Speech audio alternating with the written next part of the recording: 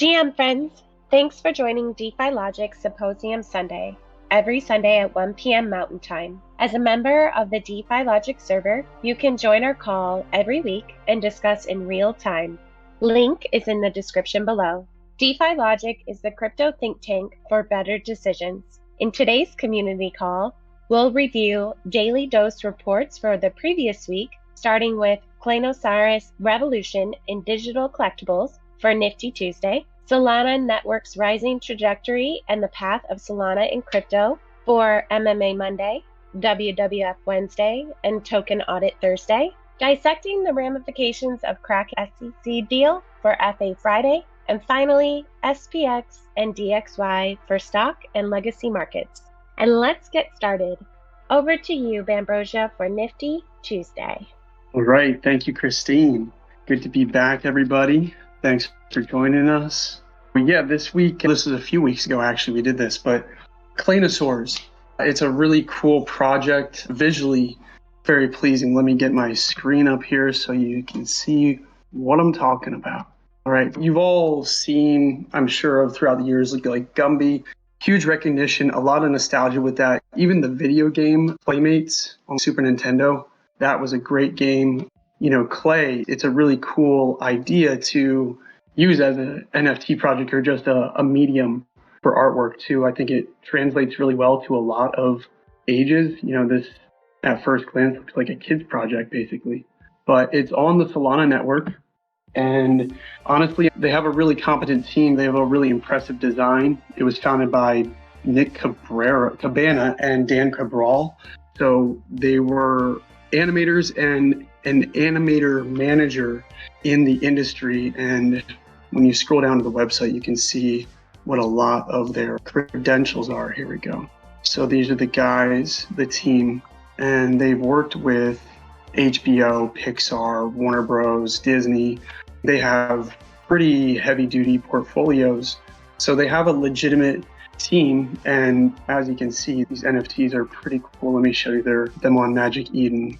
They are not inexpensive though. I think they're sitting at about $4,000 right now. So the thing is with these in particular, you buy the class. They have the Stegosaurus, the Brontosaurus. They have about like 15 NFTs as a whole, but they have two sets of 5. Let me pull this up of characters. So they have the Dactyl, this whole Call of Saga, which was a secondary release. Then they have their regular Claynosaurs collection. So they have a Rex, a Stego, Triceratops, Ankylosaurus, Raptor, Brontosaurus. It's really cool, and they built this really interesting, or they are working on building this really interesting meta Clay universe. So the deal is you get one of these, basically blank Claynosaurs, and then you can buy clay and then a clay machine to upgrade these to however unique you want them. You can do skins. I've seen some pretty crazy ones with flaming wings and everything. But anyway, so their thing is, you know, we're waiting for utility to come through with this. I haven't really seen a utility other than they're cool and fun and you get to customize them. The team has been very, I don't know, I guess they've made sure to state that in their documents, this is for entertainment only. So at this time, at least. So they are an entertainment brand. They're trying to change the industry with gaming, as they're calling it. So we're going to hopefully see a gaming aspect come into play. I think this project and the concept of it is really amazing, but it really does need some kind of utility to really keep people engaged, or to at least have people want to enter it in good faith too. But at this point, you're not getting in this project looking for an ROI, unless obviously the people who are holders, they've made money on the project, or the value of their NFTs has gone up. They got to sell them to actually make money on it. But that's a whole other story. But we find that in a lot of NFT projects. They're really popular, they're super expensive NFTs, and then you don't really do anything with them. And they're not making you money either. So I know that's not the only important thing in projects, and this project has started fairly recently, so it's not too old, just 2 years old. So again, that's the questionable thing. We ran this after running Pudgy Penguins, and that brought up some points of This kind of screams cash grab a little bit. Like, what are they giving back to the community? They have these collectibles, and it seems less forced than Pudgy Penguins, and it seems to have a lot more integrity in some aspects. I like that Pudgy Penguins is putting out positive vibes. That's value in and of itself. But if you're a holder, you're going to spend $4,500 on an NFT. You can just spend that money if you got it, but still, I'd want a little something in return more than just like, you're getting community. And their whole thing with licensing too is they say you can license it, but it's really not yours. Like in the documents, it says you can really only license it to make content for them, basically.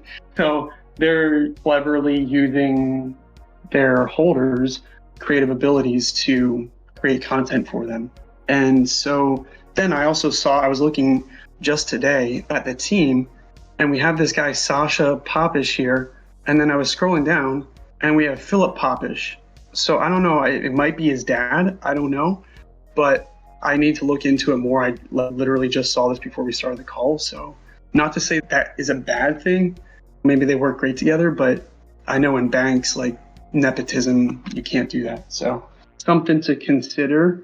I think if they end up executing, they were talking about doing the game, this whole Claytopia, which sounds super dope. If you're looking for some metaverse, and I think metaverse is going to be a huge thing in the future for NFTs, Web3, I think that's where a lot of fusion and synthesis is going to happen to really make NFTs and blockchain technology legitimate and accessible to everyone, where you won't even realize that you're interacting with blockchain. I think that really is the future.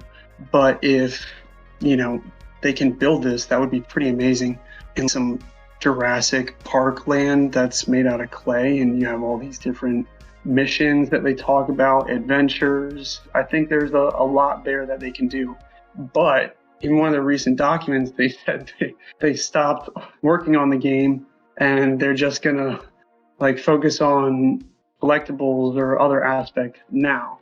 And they dropped some teaser video, which was basically Pixar quality animation. Looked freaking amazing, but still, it reads more like, how can we extract more value out of people? And just want to be self-aware of that at DeFi-Logic and investing in general. What are you putting your money into? Is there a better option? And recently on their Twitter, they're doing a little FOMO marketing right now. Yeah, see, they have all these eyes.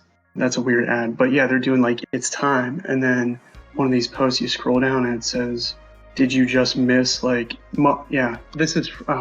says motherfuckers missing bear with me for a second, from the Claynosaurs things, motherfuckers missing their entry, So they want people to buy. They're trying to instill some FOMO, which works. Visually, the project is amazing. I'd be super stoked and proud to own an NFT that looks cool like this. But then when you get down to the nitty gritty, it's what does it do? And right now, I haven't seen much of what it really does right now, what you can do. You can customize them, and they've given some free NFTs away to people that are pretty cool too. They're like a pizza taco NFT at different NFT events, like NFT New York was the pizza NFT, NFT LA was the taco. So they will give you a free NFT character or something that goes along with that at some time. So there's a few things that we want to see how it actually gets executed. If things actually get executed, it's probably going to keep going up as Sol keeps going up. It's just a few weeks ago, Sol was like $30 and now it's 74 today. Sol is going to be pumping pretty hard this bull season when the season comes back around, but don't quote me on that. Yeah, I have to agree with you, Bam. I think that's the big thing here is, as an NFT holder, I think that's where your money making opportunity comes in, is that you hope that your NFT increases in value as the brand grows. Because otherwise, utility as it rolls back to a benefit for the holders is really slim, as you're saying.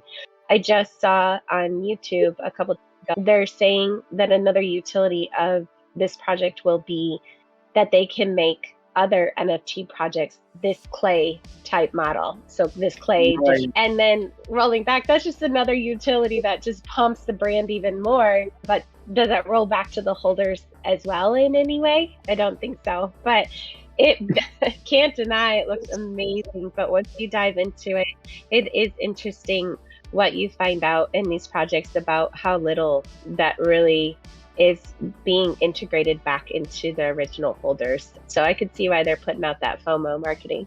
Yeah, one would hope that the value gets transferred. It's like they said in The Wolf of Wall Street in that one scene, he's like talking about Fugazi. We don't make anything. We get someone sold on one product, we get them addicted to it, and then we give them another and another. And I see this happening a lot with NFTs. A lot of projects are just not doing utility anymore, and they're going after for the culture. It's pretty much just for the culture to be a part of something, be a part of something, be a part of something. But then people are spending like millions and millions of dollars on these NFTs, and what are they doing? Yeah, making the few rich, definitely. Capitalism is awesome. I'm glad people are succeeding in the crypto space and the NFT space. Like, the American dream is alive. Yet, personally, I would want to do things with integrity and know that I'm giving something more to people of value that's reciprocated. 100%. Thank you so much for the write-up. I can't help but love the animations that they come out with. I will say that. And stay tuned with it. Yeah. Speaking of making money, we will bounce over to the weekly theme for this week. Solana is still climbing this year and has been one of the best performing cryptocurrencies of 2023. And our analyst covered Solana this week with a lot of details. So I'm going to bring up Pepe for MMA Monday, Some Young Sloth for WWF Wednesday, and Trill for Token Audit Thursday. And I'll hand it over to you guys for your reporting on Solana. So this week we did run Solana for the weekly dose. And I actually have some interesting anecdotes about Solana. There's like this whole narrative with all these L1s and that compete with Ethereum, and they all call themselves the Ethereum killer. For a long time, I was like, man, nothing's going to kill Ethereum. It's the OG, nothing's going to change, blah, blah, blah. But I don't know, man. After looking into Solana more deeply than I have in the past and really understanding how it works and I guess why these other L1s haven't taken market share. So the anecdote is that we're working on, some of us at DeFi-Logic are working on an NFT project. And when we met with the devs, they said that there's a lot of things that you can do with Ethereum that you can't do with Solana, for example, with NFTs. There's the development side of things is a little bit more primitive compared to Ethereum, which is surprising because gas on Ethereum is ridiculous, Gwei, however you want to say it. So the perception that I had was like, oh, it's like super archaic, it's over. But the tech side of Ethereum, it's a lot more advanced than these competitors. So maybe, and in my view, I think that the reason why these competitors haven't taken significant market share from Ethereum yet is because they haven't developed to the point that Ethereum's at or even surpassed it. So when that breaking point happens, we might actually see that a lot of the value, the liquidity on Ethereum might move to these more advanced platforms, right? Just something to keep in mind. You see this all the time, this Ethereum killer thing. Solana is definitely getting better. Trill, we'll get more into the technicals, but you can see here that we've been up on Solana uptime since December 26th. There was a major outage for almost 19 hours on the 25th of February. And then you can see every quarter they basically had a major outage here, moving back in time. And then you can see here that there was like major outages in, was this Q2 of 2022. So they've definitely made strides in that area. They're definitely getting a lot more bullish, not just the coin price, but there's a lot more attention on Solana, I would say, nowadays compared to other chains. And I think people are genuinely getting sick of how slow Ethereum is. And I personally right now am stuck trying to transfer, I don't know, $1,500 worth of NFTs or something like that, just because the gas prices, and then I had to add more ETH and it's still not going through. So I'm just like, whatever, dude, it goes through. And when it goes through, I'm not going to pay more than $200 to transfer $1,500 worth of NFTs to another wallet. It's absurd. I think that's pretty much all I have, but yeah, we can move on to Sloth's on-chain stuff. Okay, so yeah, we'll start with this is just showing like the network fees. You can see, slight increase, but for those who've actually transacted on Solana, the fees are just incredibly minimal. You're talking fractions of a cent for a swap as opposed to Ethereum when current prices you might be paying $15-20 just for a simple swap with the approval and then the actual swap transaction. And then this just shows the total transactions. We could see we popped some info in the server the other day where they have their own basically mobile network plan, which they're using the T-Mobile towers as well. It'd be pretty cool to see that develop and see if it gets more mass adoption. And then we see they got a pretty good amount of USDC and then some other altcoins, which I'm not too familiar with, besides Orca, for those who aren't familiar. So Orca is the top DEX by volume on Solana, right before Radium, even though Orca is actually blacklisted US IPs. So yeah, you can't access it without a VPN, obviously. And then a decent amount of Bonk, some USDT, and then some other wallets here. This one here got $113 million worth of Sol. And then it looks like they're also, hold on a second, I think this was the same wallet. So this one here, they got $73 million of Sol, 13, almost 14 mil worth of Pyth, which is, it's a Chainlink Oracle, or it's a Oracle alternative, basically a Chainlink competitor, which has been getting a lot of traction these past few months. And then they also have some Helium, some Bonk, JTO, which was just dropped recently for those who have been using the platform, and then a few other ones, which I'm not too familiar with. And then looking at some other wallets here, this one, they're not holding much, just basically Sol and a little bit of Serum, which Serum was another DEX, not really utilized as much as it was past couple of years. And then last wallet here is pretty much a Sol and then some GMT. And then GMT was I think it was the native coin for the Steppen, the move to earn DApp that was gained some popularity a couple years back, with people were basically just going out and walking, and then they would earn the GMT token based on how many miles they walked. So those are some of the top wallets. Like I said, there wasn't a ton to analyze because a lot of them were just holding basically nothing but Sol, which points back to the 92% of the circulating supply being staked, which makes sense. But that's pretty much all I have for this one. So I think I'll go ahead and give it to Trill to go over the token audit stuff. Yeah, gonna touch on the point that Pepe mentioned on that I think is pretty important, why Solana doesn't have as much people developing on it.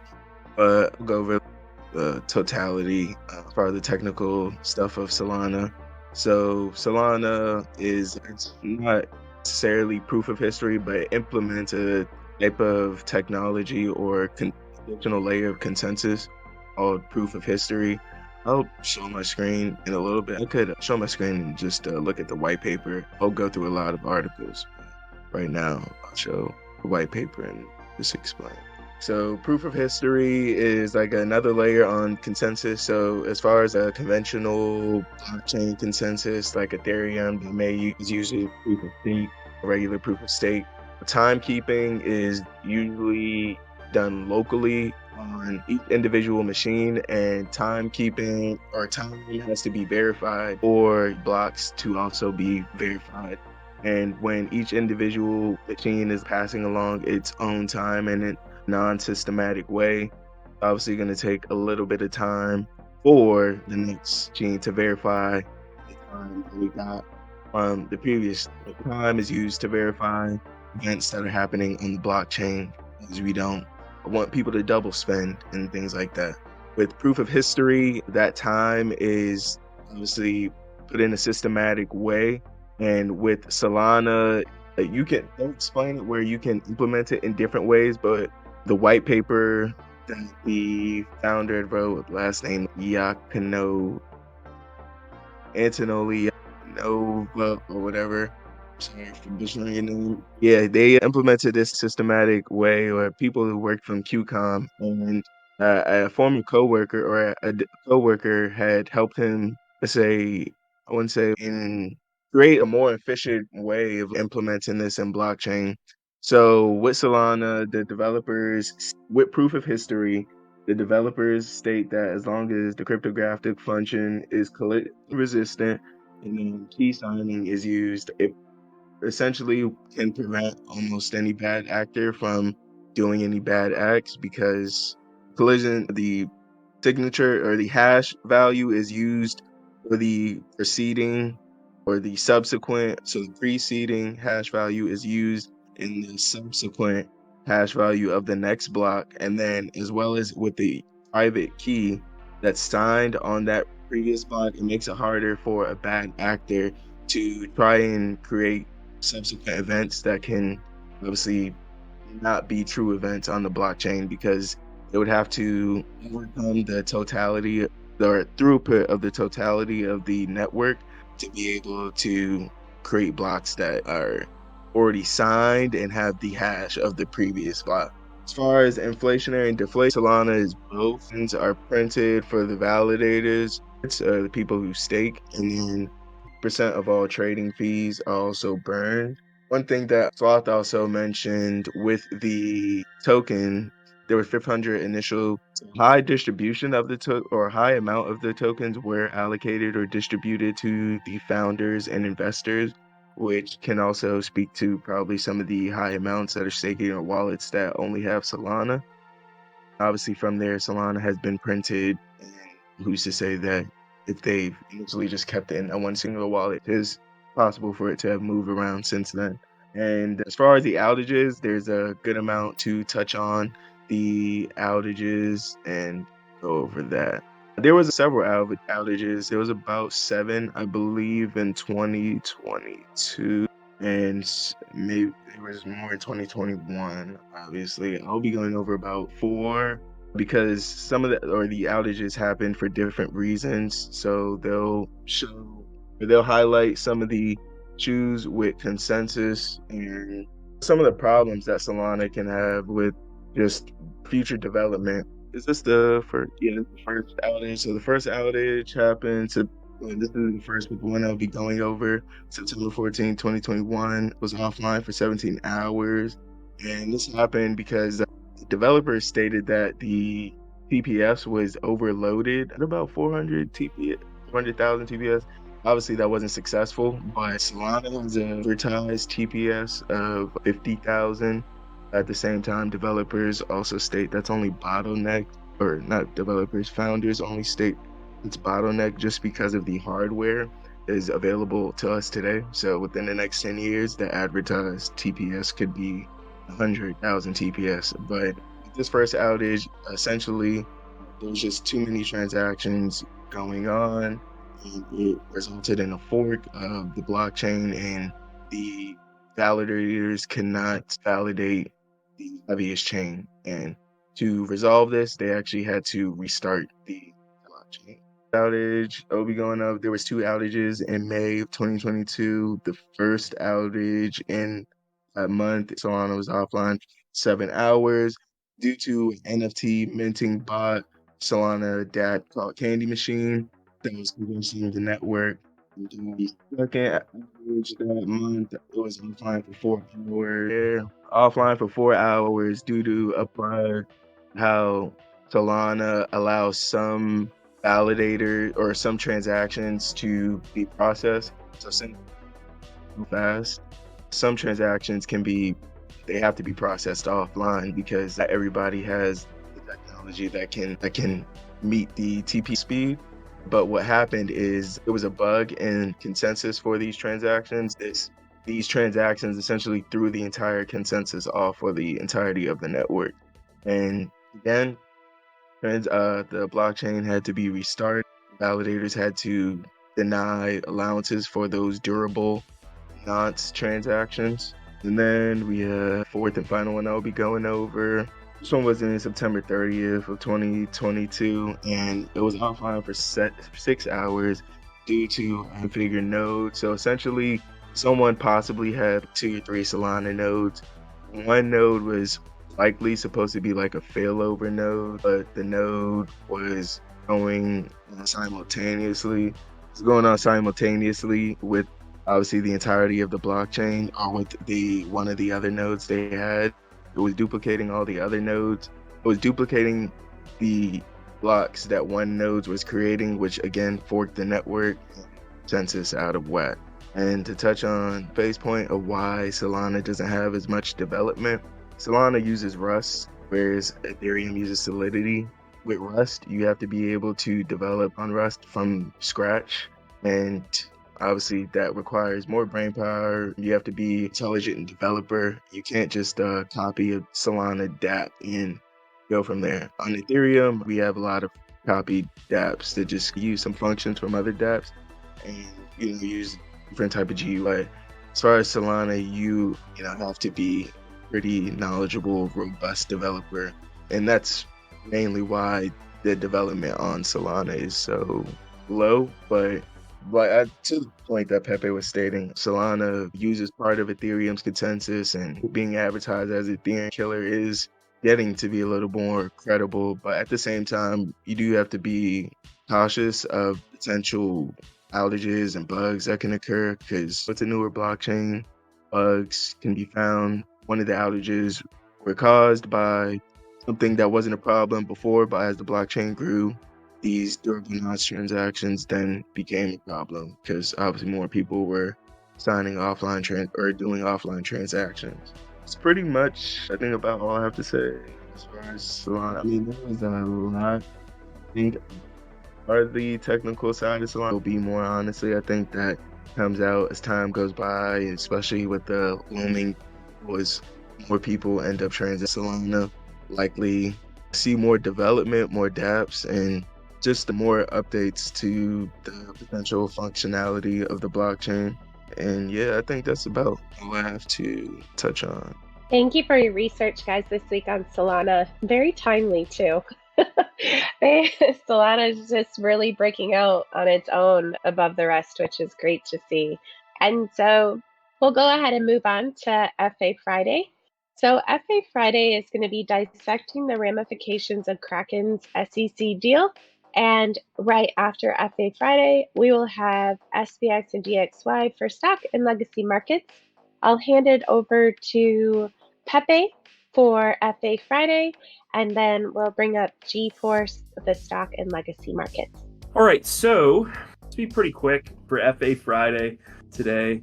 Back in February, Kraken settled with the SEC for their staking as a service program, and you might remember Gary Gensler's cringe staking video about this, where he said, like, whether it's staking service, he goes on and on. He said something in the beginning that they obviously didn't put in here because it's super cringe on Twitter. Some about, what is staking? No, not that stake. And he slapped out of the way like a steak emoji. It was pretty bad. But anyway, so Kraken discontinued their staking as a service program back in February. The big one is that came last month, where they're getting muscled again by the at the same time, this is where Binance ran into some problems, right? Where I highly doubt that Coinbase will have the same problems, in that Kraken apparently was openly admitting, like CZ was at Binance, that they're running an unregistered securities exchange internally, all that kind of stuff, right? So that is like an admission in and of itself that they acknowledge that they're that it might not be that they are offering securities, but the fact that they think they're offering securities, because no one really knows what are commodities and securities, because we don't have any clear guidelines still,